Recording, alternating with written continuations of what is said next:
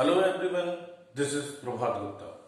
आज हम लोग डिस्कस करने जा रहे हैं heating effect of electric current. देखिए, हम लोगों ने ये बात डिस्कस करनी है आज कि अगर हम किसी भी रेजिस्टेंस के थ्रू हीट डिसिपेशन निकालना चाहते हैं तो हमें क्या करना पड़ेगा, एक एक्सटर्नल इलेक्ट्रिकल पावर सोर्स लगाना पड़ेगा। दैट में बी अ सेल और बैटरी।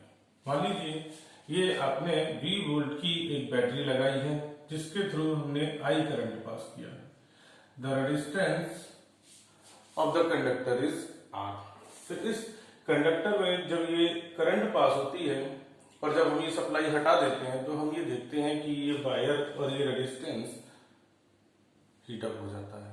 ये हीटअप हो जाता है, ये बात शो करता है कि इसका टेम्परेचर बढ़ा है। और जब इसका टेम्परेचर बढ़ा है तो इसका मतलब वो टेम्परेचर का रीजन क्या है, उसका लॉजिक है कि कोलिजन इलेक्ट्रॉन्स का होता है। ये कोलिजन्स की जो इलेक्ट्रॉन्स अपनी एनर्जी है, जो मेटल आयन्स हैं कंडक्टर के अंदर, जो आयन्स हैं उनको प्रोवाइड कर देता है। मेटल आयन्स अपनी पोजीशंस पर वाइब्रेट करने लगते हैं जिससे उनकी काइनेटिक एनर्जी बढ़ जाती है। और हम जानते हैं कि काइनेटिक एनर्जी जो है टेम्परेचर के डायरेक्टली प्रोपोर्शनल है, इसलिए वो टेम्परेचर बढ़ जाता है। वही जो वाइब्रेशनल काइनेटिक एनर्जी है वही इस कंडक्टर के थ्रू, इस रेजिस्टेंस के थ्रू हीट डिसिपेट कर देती है। Now we have to calculate कि कितनी हीट डिसिपेट हुई है।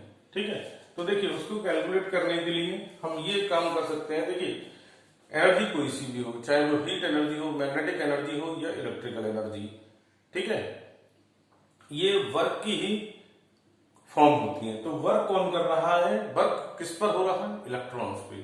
ठीक है, तो देखिए बेटा यहां पर क्या है, suppose T is the time,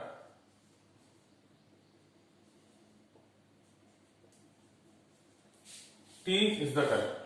T time के लिए हमने ये I करंट फ्लो करा दी है। तो बताइए कितना चार्ज पास होगा। The charge flow through the resistance. Resistance के थ्रू कितना चार्ज पास होगा, तो Q is equals to I into T। This much of charge will pass through the conductor or resistance in time t. I is the current flowing. Why the battery or cell, due to the potential difference, this current is flown due to the potential difference through a conductor or resistance. Okay. Now अब हम ये निकालेंगे कि work कितना होगा। Work done, work done कितना होगा, हम जानते हैं कि हमने पोटेंशियल डिफरेंस B अप्लाई किया है और कितना चार्ज यहां पर पास हो रहा है, Q इंटू पोटेंशियल डिफरेंस। तो ये वर्क हो गया। तो W is equals to Q की जगह IT लगा देंगे और ये B, तो W is equals to BIT। अब आप बताइए कि ये वर्क कहां गया। This work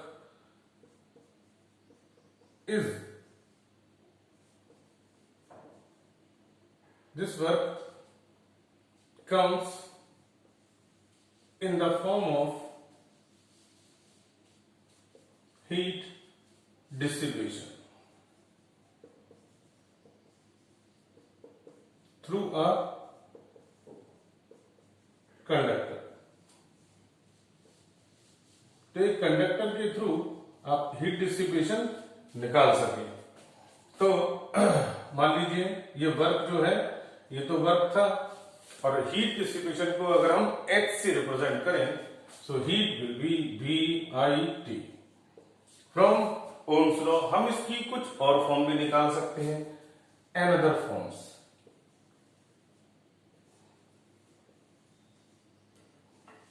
of heat dissipated.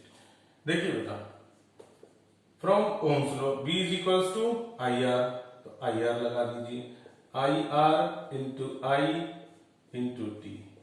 क्या हो गया आपका I square R into T. एक फार्मूला ये आ गया first second, H is equals to I square R T, ये सेकंड।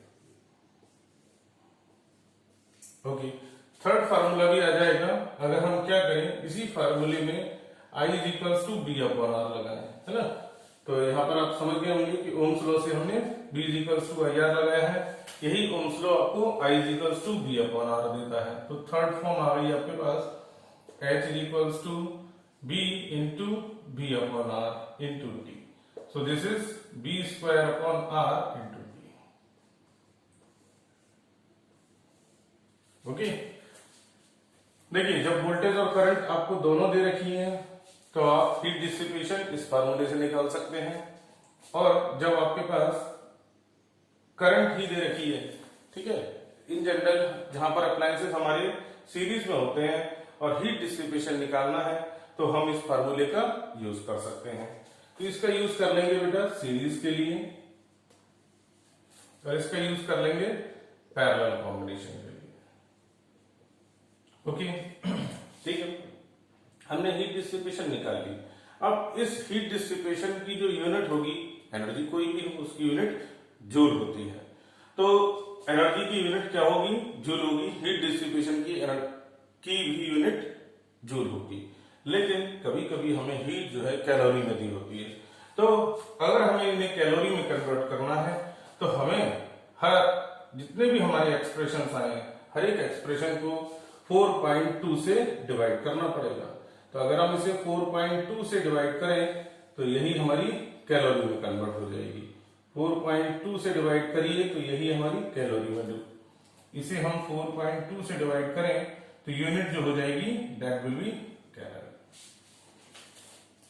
तो कैलोरी से जूल से कैलोरी में आप कन्वर्ट कर सकते हैं बहुत ही इजीली।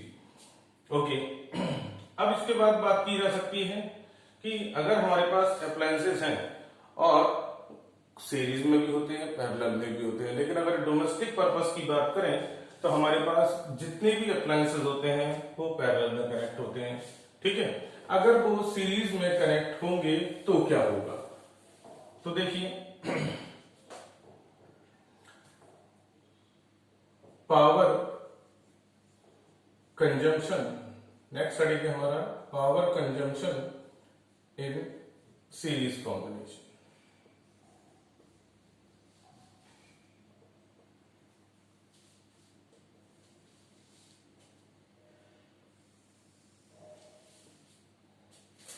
तो इससे पहले मैं आपको बताऊंगा कि पावर क्या होती है। तो देखिए power is defined as the rate of work, rate of doing work, rate of doing work. तो हम बता सकते हैं कि पावर को अगर हम P से रिप्रेजेंट करें तो this will be W upon T, rate of doing work. और इसकी जो यूनिट होती है SI, दैट इज जूल पर सेकेंड और वॉट। ये हमारे जेम्स वॉट थे, उनके नाम पर इसकी यूनिट दी गई है वॉट। ये सब लोग जानते हैं कि 1 kilowatt is equals to 1000 watt, 1 megawatt is equals to 10 to the power 6 watt, ठीक है। 1 horse power is equals to 746 watt. Commercial unit of energy, commercial unit of energy, commercial unit of energy होती है 1 यानी कि kilowatt hour. Kilowatt hour को convert कर सकते हैं हम लोग, तो किलो मतलब 10 to the power 3, okay. What मतलब जूल पर सेकेंड, आर का मतलब है 3600 सेकेंड, सेकेंड से सेकेंड चला गया, this will be 3.6 into 10 to the power 6 joule. तो 1 kWh इज इक्वल्स टू, ये आ गया 3.6 इंटू 10 to the power 6। तो होम अप्लाई डोमेस्टिक पर्पस के लिए जो हम यूनिट यूज करते हैं एनर्जी को जो मेजर करते हैं, जैसे घरों पर जो बिजली के मीटर लगाए जाते हैं 1 किलोवाट आवर, यानी कि जो बिजली का बिल है हमारा वो यूनिट्स में आता है, तो 1 unit is equals to 1 kilowatt hour. Okay, ये कॉमर्शियल यूनिट हो गई और ये हमारी पावर की डेफिनेशन हो गई। तो हमारे पास जो अप्लायंसेस हैं, बल्ब्स हैं, फैंस हैं, ये आपके सीरीज में भी लगाए जा सकते हैं और पैरेलल में भी लगाए जा सकते हैं। तो फर्स्ट कॉम्बिनेशन है आपका सीरीज कॉम्बिनेशन। सीरीज कॉम्बिनेशन में क्या करते हैं हम लोग, देखिए हमारे पास 3 बल्ब्स हैं जिनके अपने अपने रेजिस्टेंसेस हैं, होंगे ही। इसके जैसे हम बल्ब खरीद के लाए तो उस पर लिखी हुई है हमारी पावर P1, यहां पर लिखी हुई है पावर P2, यहां पर लिखी हुई है पावर P3। ओके, पावर कुछ भी हो, इसके पास उसकी वोल्टेज रेटिंग भी होती है। वोल्टेज रेटिंग का मतलब है कि अगर इससे कम वोल्टेज इसके थ्रू पास होती है, इससे कम वोल्टेज इसके थ्रू पास होती है, तो ये कम अपनी एफिशिएंसी, बहुत कम एफिशिएंसी से ब्राइटनेस शो करता है। Okay, P3B। तो ये इसकी पावर रेटिंग, ये voltage rating, power rating, voltage rating, power rating, voltage rating, ये कहलाती है। ये जब भी आप कोई भी इंस्ट्रूमेंट, बल्ब, फैन, माइक्रोवेव या मिक्सर ग्राइंडर कुछ भी परचेज करने जाते हैं तो उस पर उसकी रेटिंग्स लिखी होती है। ओके, अब देखिए यहां पर हमें इनका रेजिस्टेंस निकालना है। तो रेजिस्टेंस का के लिए हम ये फार्मूला यूज कर सकते हैं, P is equals to B²/R। Okay, मान लीजिए इसका रेजिस्टेंस, फर्स्ट वाले बल्ब का जो रेजिस्टेंस है वो है R1, तो यहां से R इज इक्वल्स टू क्या आ गया, B²/P। तो R1 कितना हो गया, B²/P1। तो फर्स्ट वाले का रेजिस्टेंस आ गया R2 B²/P2। R3 is equals to B²/P3। ये 3 रेजिस्टेंसेस आ गए।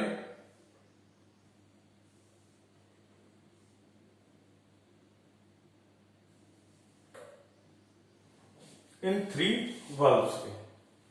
ओके, अब हम ये बात जानते हैं कि रेजिस्टेंसेस या चूंकि तीनों बल्ब सीरीज में है, since 3 bulbs are connected in series, और जब ये कनेक्टेड है सीरीज में तो इसका मतलब ये होगा कि हम यहां पर सीरीज कॉम्बिनेशन का फार्मूला लगा सकते हैं। सीरीज कॉम्बिनेशन का फार्मूला आप क्लास 10 से सीखते आ रहे हैं, R is equals to R1 plus R2 plus R3। Okay, तो अब आप R की वैल्यूज देखिए, ये जो अप्लायंसेस हैं, जो बल्ब्स आपने लगाए हैं, इनकी इक्विवेलेंट मान लीजिए पावर जो बन के आती है दैट विल बी, इसका इक्विवेलेंट सर्किट ये है जिसका रेजिस्टेंस है R, वोल्टेज अभी भी इसके थ्रू B जाएगी। ओके, और पावर है P। तो यहां पर हम R के लिए फार्मूला लगा सकते हैं, R इज इक्वल्स टू, देखिए यहां से निकाल लिया B²/P। तो R is equals to B²/P, ये फार्मूला हमने यहां पर लगा दिया। सो दिस इज B²/P।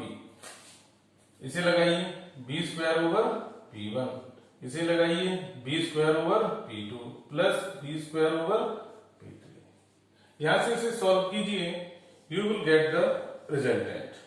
तो टोटल पावर, जो नेट पावर के लिए फार्मूला आएगा 1/P is equals to 1/P1 plus 1/P2 plus 1/P3। तो अगर आपके पास बल्ब्स और अप्लायंसेस सीरीज में लगे हुए हैं तो effective power, this is the effective power और इक्विवेलेंट पावर। जैसे रेजिस्टेंस इक्विवेलेंट निकाले जाते थे, ऐसे ही पावर भी इक्विवेलेंट निकाली जाएगी। तो ये फार्मूला यूज कर सकते हैं, P is the effective power. तो कितनी इफेक्टिव पावर होगी उस सर्किट की, तो इस फार्मूले से निकाली जा सकती है। ओके, देखिए इसमें क्वेश्चंस कैसे बनेंगे उसको देखना पड़ेगा हमें। तो पहले हम जरा बात कर सकते हैं कि ये सीरीज है, तो यहां पर करंट कितनी होगी। करंट तो सेम ही होगी क्योंकि सीरीज है, तो करंट मान लीजिए I, current is I through the circuit, current I is equals to V upon R1 plus R2 plus R3। देखिए हमारे पास सप्लाई से पावर सप्लाई यहां से आती है, वहां से हमें 240 वोल्ट मिलती है, ठीक है, और वही 240 वोल्ट हम हर इंस्ट्रूमेंट के थ्रू, हर अप्लायंस के थ्रू देते हैं, चाहे वो सीरीज में लगे हों चाहे वो पैरेलल में लगे हों। तो ध्यान रखिएगा जो हमने पावर सप्लाई ली है वो कितनी ली है, B volt. Okay, so B I is equals to B upon R1 plus R2 plus R3। Okay, चूंकि ये सीरीज में कनेक्टेड है तो हम यहां पर ये कह सकते हैं कि इसके थ्रू जो भी पावर जा रही होगी फर्स्ट वाले के through, for first bulb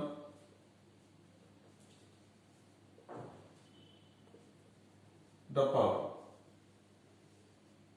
through it, इसके थ्रू कितनी पावर जा रही है ये निकालना।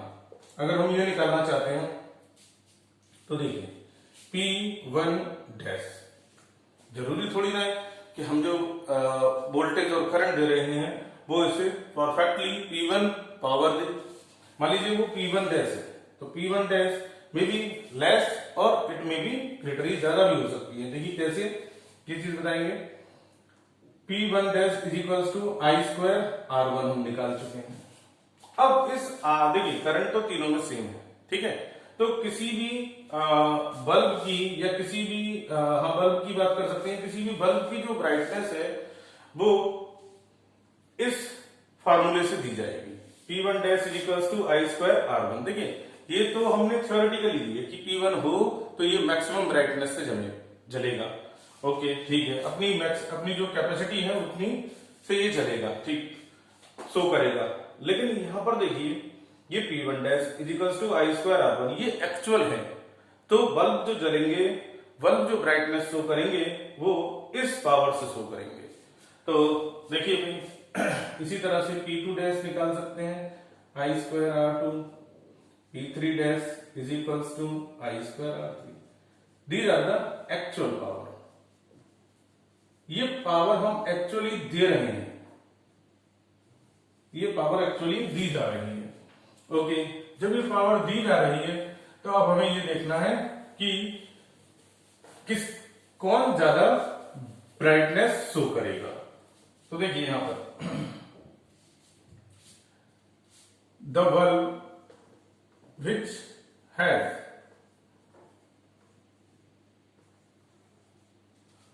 लार्जेस्ट रेजिस्टेंस, जिसका रेजिस्टेंस ज्यादा होगा वो ब्राइटनेस ज्यादा शो करेगा। The bulb which has largest resistance glow maximum.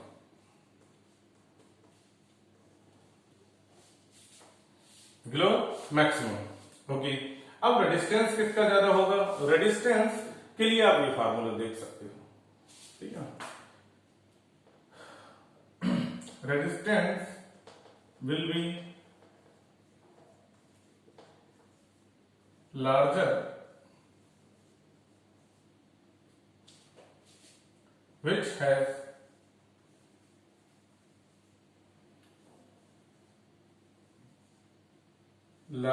which has larger wattage, जिसकी वाटेज ज्यादा होगी, यानी कि जिसकी P की वैल्यू जो रेटिंग में हमें दे रखी है P1 P2 P3, ठीक है। तो यहां से देखेंगे हम कि किसकी वाटेज सबसे जिसकी वाटेज सबसे कम होगी, सबसे लीस्ट होगी, विच है लीस्ट वाटेज।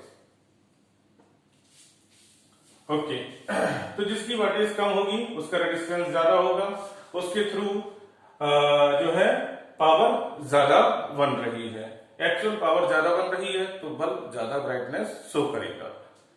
ओके, अगर हमारे अब एक क्वेश्चन कर सकते हैं, अगर हमारे पास 3 बल्ब्स हैं, कितने हैं 3 बल्ब्स, 3 बल्ब्स, एक है 60 वॉट का, एक है 100 वॉट और थर्ड है आपका 150 watt, which they are connected in series, connected in series,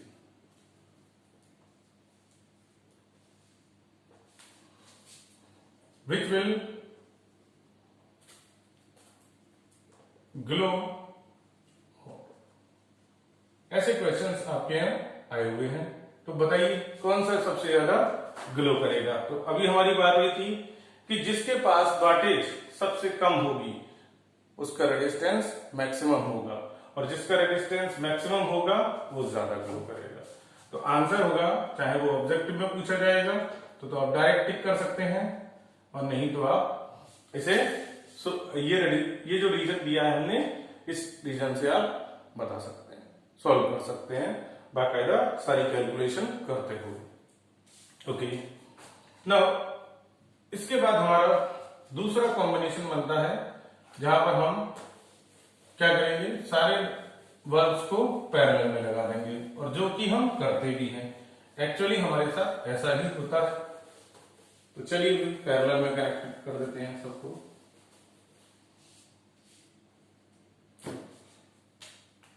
now the power consumption through parallel combination,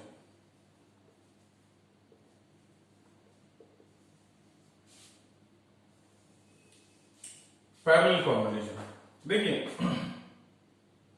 हर एक कॉम्बिनेशन के अपने अपने एडवांटेज और डिसएडवांटेज होते हैं।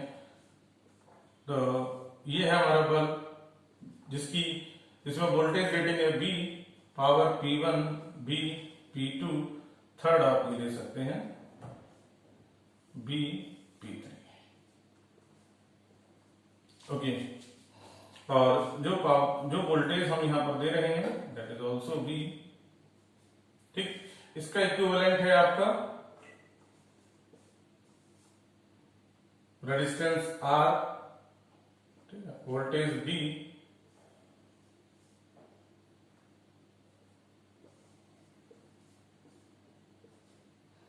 इक्विवेलेंट पावर है P। ओके, तो उसी मेथड से अगर हम फॉलो करते चले जाएं तो आप R1 बता सकते हैं, resistance R1 is equals to B square over P1, R2 is equals to B square over P2, R3 is equals to B square over P3। Okay, और R इज इक्वल्स टू